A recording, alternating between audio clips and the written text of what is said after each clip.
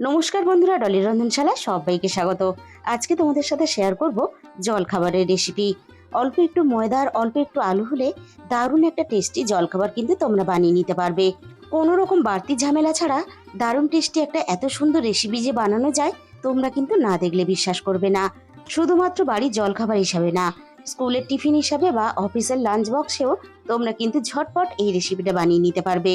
আর খেতেও যেমন টেস্টি, বানানোও কিন্তু খুবই সোজা। আর এই রেসিপিটা বানানোর জন্য আমি এখানে ময়দা নিয়েছি। তোমরা আটা দিয়েও বানাতে পারো, আমরা সবাই জানি, তবে ময়দা দিয়ে বানালে খেতে বেশি ভালো হয়। এবার আমি ময়দাটা মেখে নেব। প্রথমে আমি ময়দার মধ্যে স্বাদ মতো লবণ দিয়ে দিলাম। ময়দাটা ভালোভাবে ময়ান দিয়ে নেব। তার জন্য আমি ময়দার মধ্যে 2 টেবিল চামচ পরিমাণ সাদা তেল দিয়ে দিলাম। আমি এখানে 250 গ্রাম ময়দা নিয়েছি।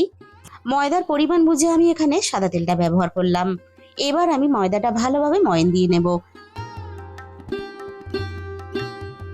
বন্ধুরা, দেখেই বুঝতে পারছো ময়দাটা কিন্তু আমরা খুব ভালোভাবে ময়ান দিয়ে নিলাম। ময়দাটা ঠিক এইভাবে ময়ান দিয়ে নিতে হবে। এবার আমি জল দিয়ে ময়দাটা ভালোভাবে মেখে নেব। তবে একসাথে কিন্তু আমি অনেক জল দেব না, অল্প অল্প করে জল দিয়ে আমরা ময়দাটাকে মেখে নেব। কারণ ময়দার ডোটা কিন্তু খুব বেশি যেমন আমরা শক্ত করেও মাখবো না, তেমনই কিন্তু খুব বেশি আবার নরম করেও মাখবো না। তাই অল্প অল্প জল দিয়ে আমরা ময়দাটাকে মাখতে থাকবো। আবারও আমি অল্প একটু জল দিয়ে দেব। ঠিক এইভাবে অল্প অল্প জল দিয়ে আমরা ময়দাটা ভালোভাবে মেখে নেব। ময়দা মাখার জন্য আমি এখানে নর্মাল জলই ব্যবহার করেছি। তোমরা চাইলে কিন্তু উষ্ণ গরম জলেরও ব্যবহার করতে পারো। ময়দার ডোটা আমরা রেডি করে নিলাম। আর ময়দার ডোটা কিন্তু ঠিক এইভাবে চাপ দিয়ে আমি আরও একটু মেখে নেব। ময়দা যত এইভাবে ভালোভাবে মাখবে ততই কিন্তু খাস্তা হবে। আমি ময়দাটা বেশ ভালোভাবে মিনিট 5 মতো এভাবে মেখে নিয়েছি। বাকি কাজগুলো আমরা যতক্ষণ সারবো ময়দাটা আমি রেস্টে রেখে দেব। এইভাবে একটু বাটি চাপা দিয়ে রেখে দিলে তাহলে উপরটা কিন্তু ফেটে যাবে না। এবার আমি ময়দাটা একটা সাইডে রেখে দেব। আর এই রেসিপিটা বানানোর জন্য আমি আগে থেকে একটা মাঝারি সাইজের আলু সিদ্ধ করে নিয়েছিলাম। এবার আমি আলুটাকে কেটে নেব। আর আলু কিন্তু আমরা খুব বেশি বড় বড় টুকরো করে কাটবো না, আলুটা আমি বেশ একটু ছোট ছোট টুকরো করে কেটে নেব। গোটা আলুটা দেখো ঠিক একইভাবে আমি ছোট করে কেটে নিলাম। তাহলে চলো রেসিপিটা আমি কিভাবে বানিয়েছি এবার সেটা দেখে নেওয়া যাক। প্রথমে আমি কড়াইয়ের মধ্যে 1 চামচের মতো সর্ষের তেল দিয়ে দেব। আলুর পুরটা বানানোর জন্য খুব বেশি কিন্তু তেলের আমাদের ব্যবহার করার প্রয়োজন নেই। তেলটা আমি খুব ভালোভাবে গরম করে নিয়েছি। এবার আমি তেলের মধ্যে পেঁয়াজ কুচি দিয়ে দিলাম। আমি এখানে মাঝারি সাইজের একটা পেঁয়াজ ব্যবহার করলাম। এবার আমি পেঁয়াজটাকে নাড়াচাড়া করে বেশ ভালোভাবে নরম করে ভেজে নেব। আমি শুধু আলু দিয়ে বানাবো, তোমরা চাইলে কিন্তু এখানে ডিমও ব্যবহার করতে পারো। পেঁয়াজটা নাড়াচাড়া করে আমি বেশ ভালোভাবে দেখো নরম করে ভেজে নিয়েছি। এর থেকে আর বেশি আমি আর ভাজবো না। এবারে আমি পেঁয়াজের সাথে কেটে রাখা আলুটা দিয়ে দেব। আর পেঁয়াজটা দেখেই বুঝতে পারছো খুব বেশি আমি কড়া করে ভাজিনি। এবার আমি আলুর সাথে দিয়ে দেব স্বাদ মতো লবণ।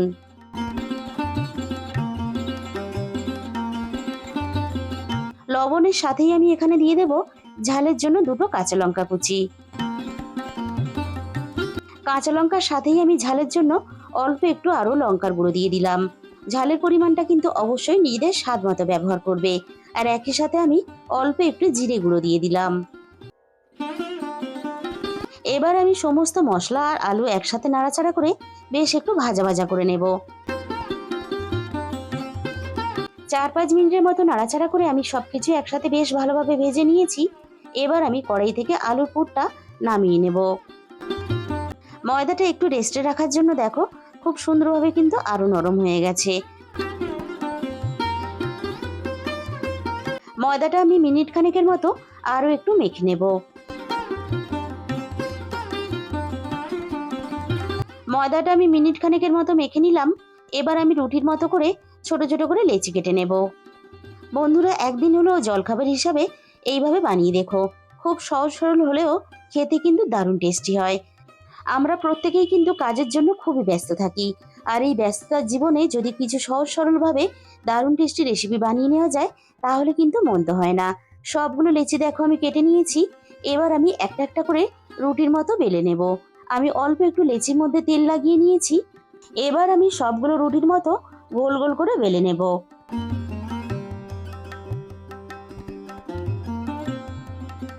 আর এই রেসিপিটা বানানোর জন্য আমি সবগুলো লেচি ঠিক একইভাবে রুটির মতো গোল গোল করে বেলে রেডি করে নেব। আমরা সবগুলো যদি এভাবে আগে থেকে বেলে রেডি করে নিই তাহলে রেসিপিটা বানানোও সুবিধা হবে। সবগুলো ঠিক আমি একইভাবে বেলে রেডি করে নিলাম। আমি কড়াইয়ের মধ্যেই এগুলোকে ভেজে নেব। কড়াইটা হালকা একটু গরম করে নিয়েছি। এই সময় আমি গ্যাসের ফ্লেমটা একেবারে লোতে রেখেছি। প্রথমে আমি তেল দেব না, দুটো সাইড হালকা করে একটু ভেজে নেব। দুটো সাইড আমি উল্টে পাল্টে ঘুরিয়ে ফিরিয়ে হালকা করে ভেজে নিয়েছি। আর রুটিগুলো ভাজার জন্য আমি কিন্তু খুব বেশি তেল ব্যবহার করব না। আমি চামচ দিয়ে অল্প অল্প করে তেল দিয়ে আমি রুটিগুলোকে ভেজে নেব। এবার আমি এখানে 1 চামচের মতো তেল দিয়ে দিলাম। আর দেখতেই পাচ্ছ খুব বেশি কিন্তু আমাদের তেল দিয়ে ভাজারও প্রয়োজন নেই। দেখো রুটিগুলো সুন্দরভাবে কিন্তু ফুলে উঠছে। ঠিক এইভাবেই কিন্তু অল্প অল্প করে তেল দিয়ে আমরা দুটো সাইড বেশ ভালোভাবে ঘুরিয়ে ফিরিয়ে একটু সময় নিয়ে ভালো করে ভেজে নেব। আমি সবগুলো রুটি ঠিক একইভাবে অল্প অল্প করে তেল দিয়ে ভেজে নেব। তোমরা চাইলে কিন্তু এর থেকে বেশি তেল দিয়েও ভেজে নিতে পারো। দুটো সাইডে আমি ঘুরিয়ে ফিরিয়ে বেশ ভালোভাবে ভেজে নিয়েছি। এবার আমি কড়াই থেকে নামিয়ে নেব। বাকিগুলো ঠিক একইভাবে ভাজার জন্য আমি কড়াইয়ের মধ্যে দিয়ে দেব। বন্ধুরা, সকালের জলখাবারে বা সন্ধ্যের জলখাবারের জন্য আমরা কিন্তু দোকান থেকে অনেক টাকা দিয়ে অনেক রকমের জিনিস কিনে খেয়ে থাকি। একবার হলো তোমরা এইভাবে এই রেসিপিটা বানিয়ে দেখো। ঘরে থাকা সামান্য কিছু উপকরণ দিয়ে আমরা যদি এইভাবে বানিয়ে নিই তাহলে কিন্তু আমাদের অনেক টাকা বেঁচে যাবে। সবগুলো পরোটা আমার ঠিক একইভাবে ভাজা রেডি হয়ে গেল।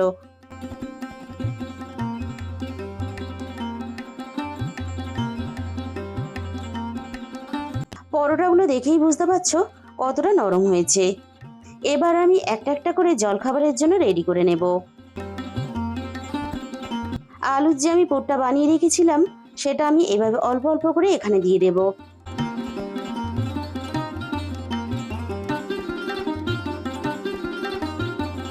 এইভাবে আলুর পুরটা আমরা প্রথমে দিয়ে রেডি করে নেব।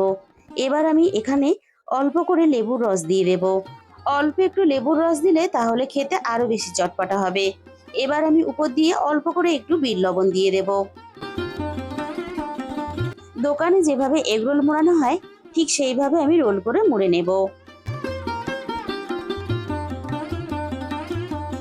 দেখো দেখতে কতটা লোভনীয় হয়েছে। ঠিক এইভাবে সবগুলোকে আমি একইভাবে বানিয়ে নেব।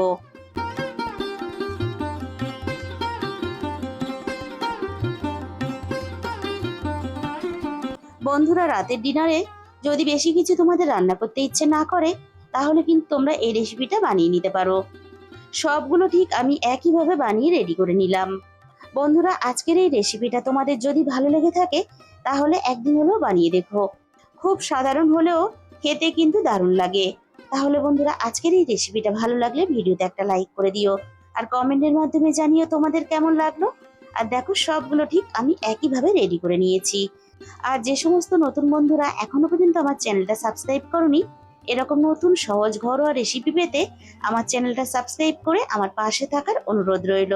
তার সাথে সাথে পাশে থাকা বেল আইকনটা ক্লিক করে অল করে দিও। তাহলে আমি যখনই কোনো নতুন রেসিপি আপলোড করব সবার আগে তোমার কাছে পৌঁছে যাবে। আর তোমাদের মূল্যবান সময় দিয়ে আমার এই রেসিপিটা এতক্ষণ সময় ধরে দেখার জন্য তোমাদের সবাইকে অসংখ্য ধন্যবাদ।